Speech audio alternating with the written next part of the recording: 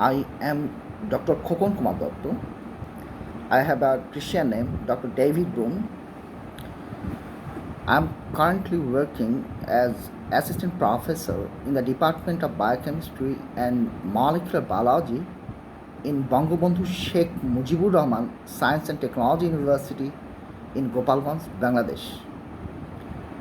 The title of my discussion is Mutations in Genomes Seem to Follow a Non-Random Pattern.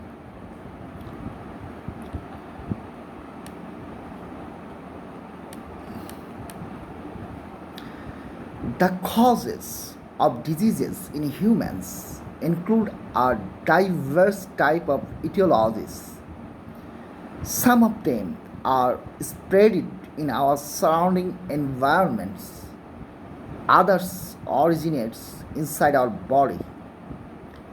Mutations or changes in the genomic information, DNA and RNA, in some cases lead us to disease conditions.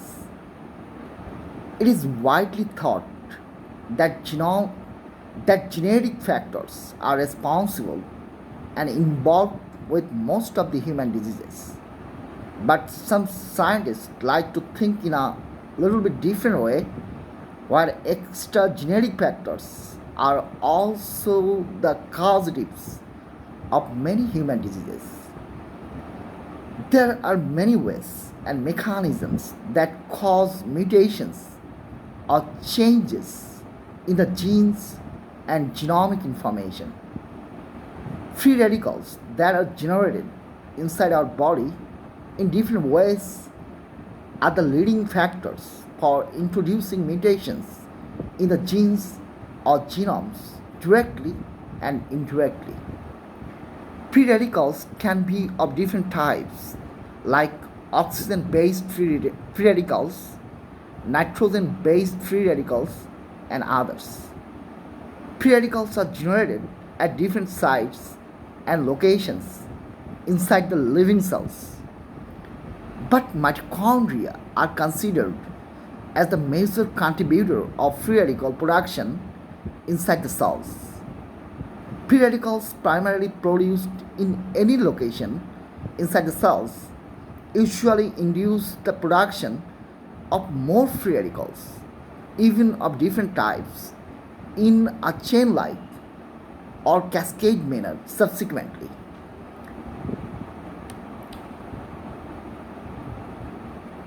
For example, when a free radical species encounter unsaturation in molecules like fatty acids and others, induce new free radical production. It is to mention here that membranes of living cells like plasma membrane, nuclear membrane, mitochondrial membrane, and others are usually consist of high amount of lipids of different types and at the same time contain high fatty acids, while some of them possess unsaturated double or triple bonds and very good target for attack by free radicals for even further production of the type.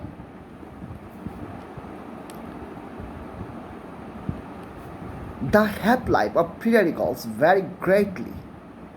Some of the free radicals get enough time, environment, and chances even to react with molecule located distantly from their site of origin. Free radicals affect almost all types of molecules inside the living cells.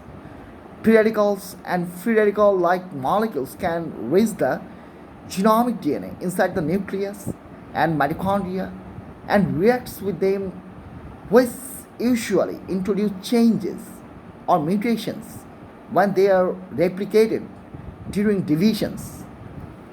But the DNA or chromatin inside the nucleus and mitochondria stay in highly compacted and in higher order and highly protected. The accessibility limits the exposure and interactions between the free radicals and the genomic DNA. The levels and frequencies of gene expressions make differences in the accessibility factors in the different regions of a single chromosome or among different chromosomes, while the availability of the concentration of free radicals also work as the limiting factor.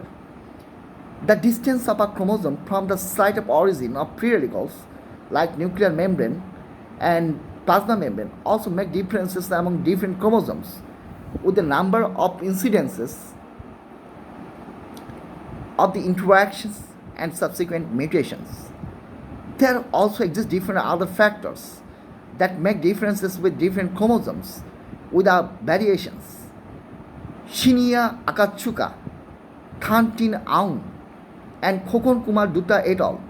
Published an article in October 2006 in the Journal of the American Journal of Pathology entitled Contrasting Genome-wide Distribution of 8-hydroxyguanine and acrolein modified adenine during oxidative stress-induced renal carcinogenesis.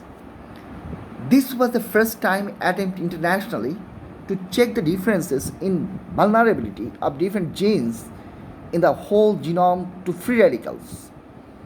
It was actually a doctoral research of the lead author, Dr. Shinya Akatsuka, and was supervised by Dr. Shinya Tokuni. I myself was lucky to be a part of the great works and initiatives. We for the first time showed that there exist fragile sites in the genome against oxidative stress or free radicals that ultimately lead to the introduction of changes or mutations in the genomes. We also tried to find the relation between the frequencies of incidences of the production of free radicals induced lesions in the genomic DNA and the spatial locations in the chromosome territory. We used two different chromosomes from the study that highly affected and lowly affected from free radical adducts. The chromosome with high incidences of damages was chromosome 15 and low incidences of damages was chromosome 16. The chromosome painting study revealed that the chromosome 15 was located relatively closer to the nuclear membrane. Our project was not in fact the first time attempt to find out the pattern of DNA damages literally. Other groups also tried previously to find differences in vulnerabilities towards free radicals or adduct formation in the DNA only in a small scale which was limited to a particular or single gene only.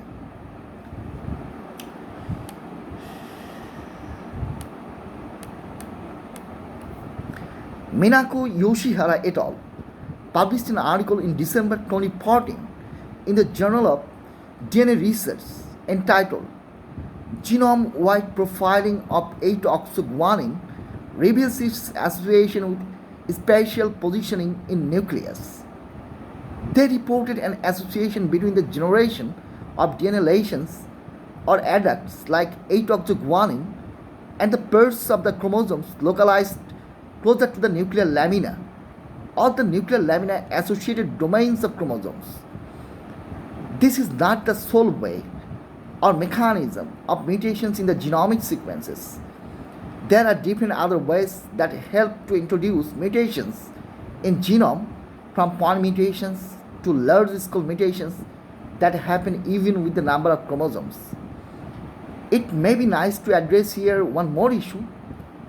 The RNA genomes are much more prone to changes or mutations than DNA genomes. There are many viruses and retroviruses on this planet with single-stranded and double-stranded RNA genomes. For example, coronavirus 2019 or COVID-19 is a single-stranded RNA virus. RNA viruses are seen to use both DNA-dependent DNA polymerases and RNA-dependent RNA polymerases for the replication of their genome and for increasing their number in the host-like humans.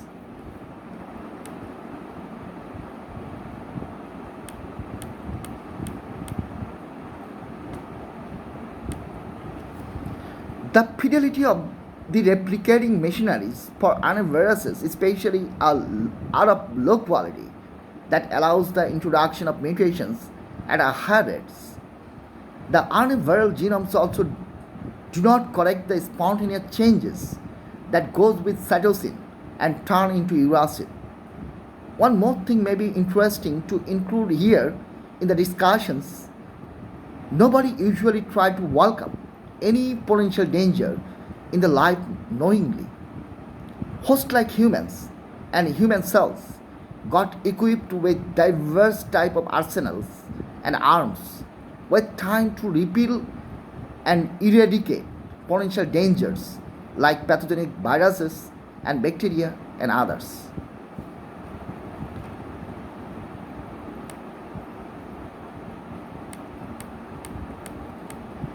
It may be wise to mention here that a huge number of microbes also live in human body, usually in a symbiotic relation. On this planet, at least no life or life or something that can enter in the category of life normally want to commit the ending or death. They try to get the ways and equipments for the survival towards the betterment in adjustment. Possibly this is a never-ending war among different species in the living kingdom. Viruses and bacteria with time and experiences or with some unknown laws of nature become able to recognize the adverses and especially the regulators of their adverses in the host like humans. They usually try to target to mutate and dismantle the key regulators of the mechanisms that try to destroy or repel them in the first and just after entering the body.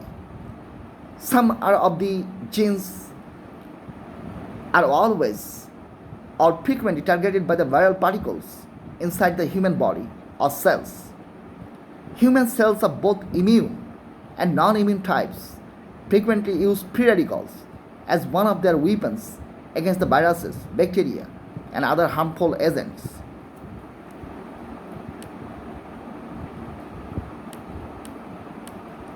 Thyroidoxin interacting protein, TXNIP, which is also known as thyroidoxin binding protein 2, TBP2, or vitamin D3 upregulated protein 1, VDUP1, regulates the free radical productions in the living cells to a significant level, which creates difficulties for the pathogenic microorganisms.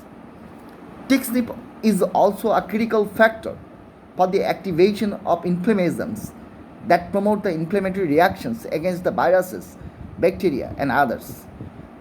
Pathogenic microorganisms, including viruses, as a countermeasure, try to hijack and modulate the activities of TXNIP for their easy survival and growth.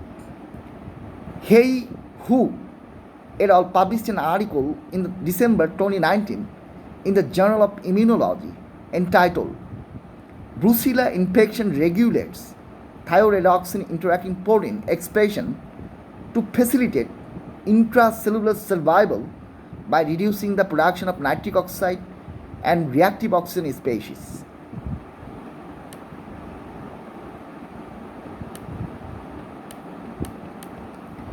Stephen J. Arkland et al. Published an article in October 2009 in the Journal of Leukemia Research entitled The Gene Encoding Thyroidoxin Interacting Protein, TXNIP, is a frequent virus integration site in virus-induced mouse leukemia and is overexpressed in a subset of AML patients.